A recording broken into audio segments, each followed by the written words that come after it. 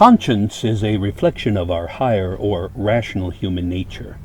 In our lower animal nature, we have no need of conscience. We react instinctually, physically, or emotionally, or some combination thereof. Little or no rational thought is required.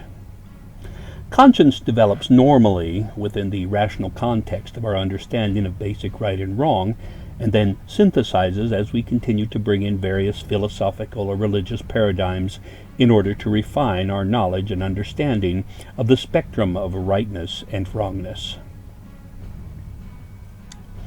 An important aspect of the development of conscience is that it is a lifelong process. We can expect the whole story upon our entry into the heavenly kingdom. To have a well-formed conscience, formed within the context of the postmodern worldview, is always fraught with the element of solipsism, malignant narcissism, and subjective emotionalism as the arbiter of truth.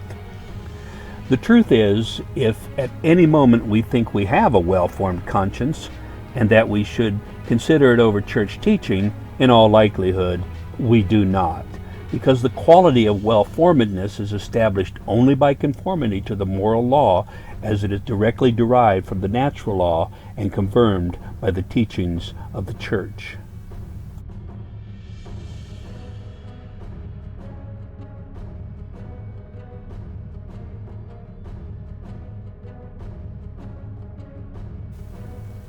As a reflection of our higher or rational human nature, it is important for us to gain a reasonable understanding of the various things that inform the human conscience. To make a conscientious decision about some issue or circumstances requires such an understanding. There are three dimensions to properly operating human conscience. Number 1, awareness of right and wrong.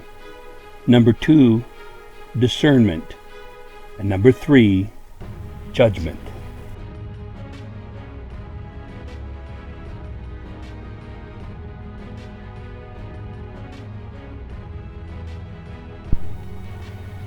If we are created imago Dei, or the image of God, and our distinctive characteristic is the aspect of rationality, then it stands we would either have some basic morality imprinted upon us, the great capacity to know morality, or both. The problems at measuring the imprint of basic morality are difficult, particularly at the infant level, because human rationality has not yet manifested itself.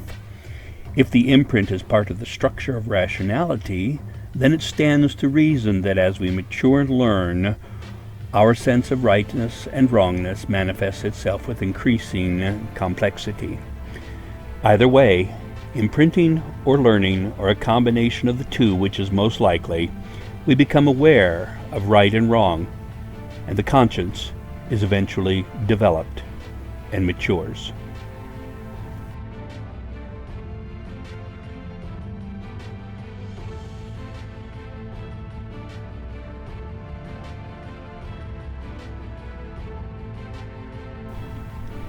We define discernment as the faculty of discriminating aspects of an issue or circumstance that may require the judgment of our knowledge and understanding of right and wrong.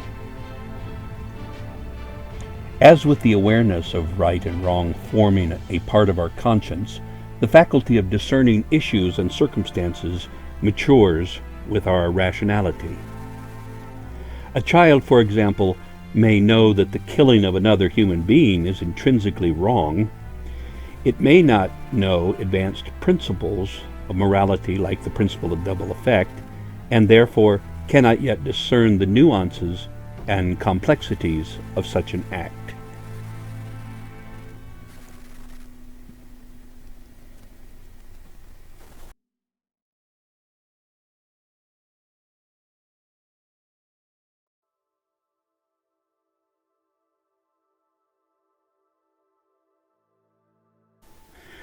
Judgment is the necessary consequence of a functioning conscience, well-formed or otherwise, because it is the ultimate motivation and cause of our actions in situations requiring our moral judgment.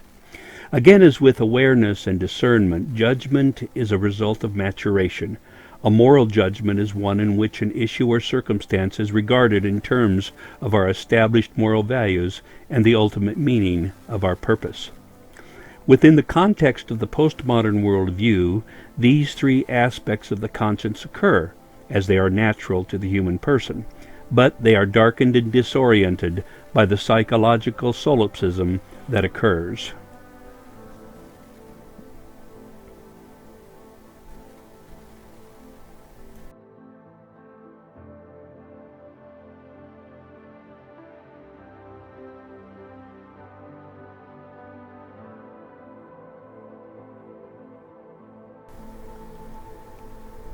Coercion is defined as a use of intimidation or threat of force to gain compliance from someone for some action against their will.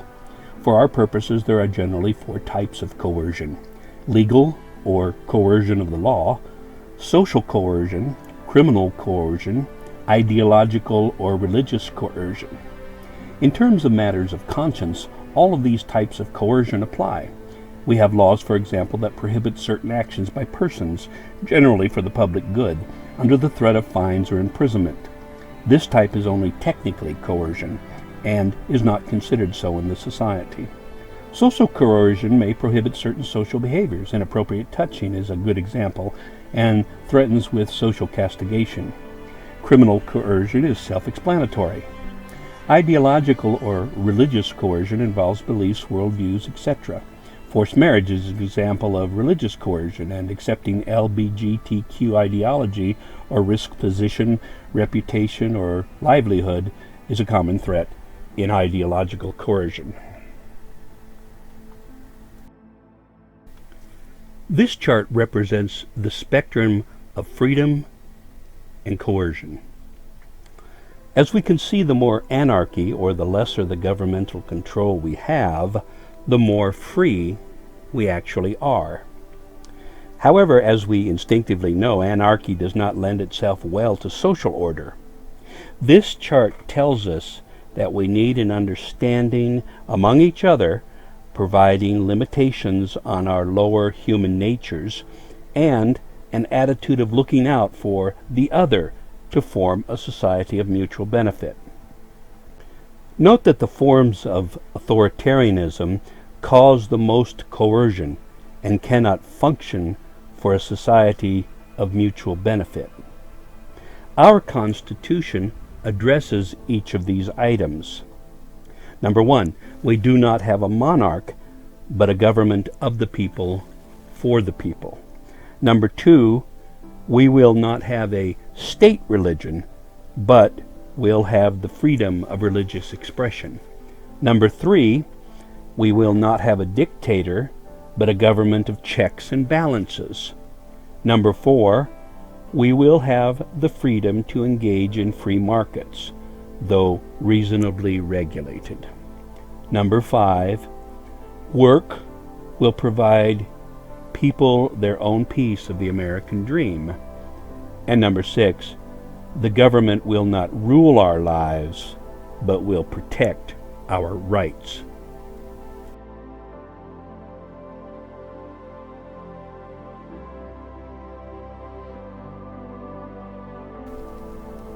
Freedom of speech, as defined by the U.S. Constitution, implies freedom of thought. Therefore, it is in this light that the conscience is protected from coercion. Conscientious objection from military service has always been a big issue, along with freedom from vaccinations. In terms of religious beliefs, Christian tenets fall in direct conflict with the various postmodern worldview elements. The foundations of the Christian worldview are based upon absolute truth given by the Creator of the universe, which has been learned and put into practice. Both views should have the right to exist, and one should have the right to agree or disagree. It is when one party attempts to marginalize the other as a coercion tactic that we have problems. Do you consider yourself an Orthodox Catholic? I am a Catholic, Senator Durbin. The dogma lives loudly within you, and that's of concern.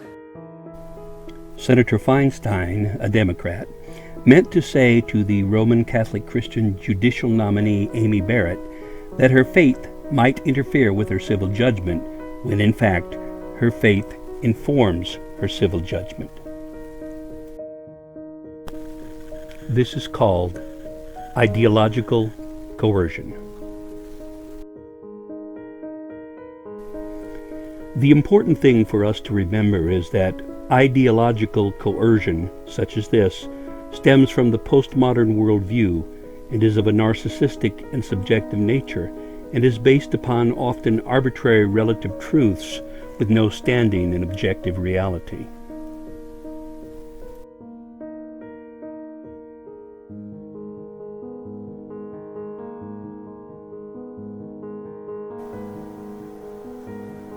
For us and for Western culture as a whole, we must clearly demonstrate the importance of Christian tenets to the existence and continuation of good social order. These tenets must be understood to not be relativistic in any way and are in full keeping with the natural law that governs the structure of strong, vibrant, ordered society filled with freedom and prosperity.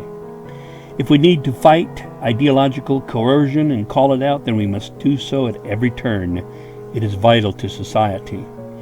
And if our Christian beliefs come under the same accusation of coercion, remember the two words, free will.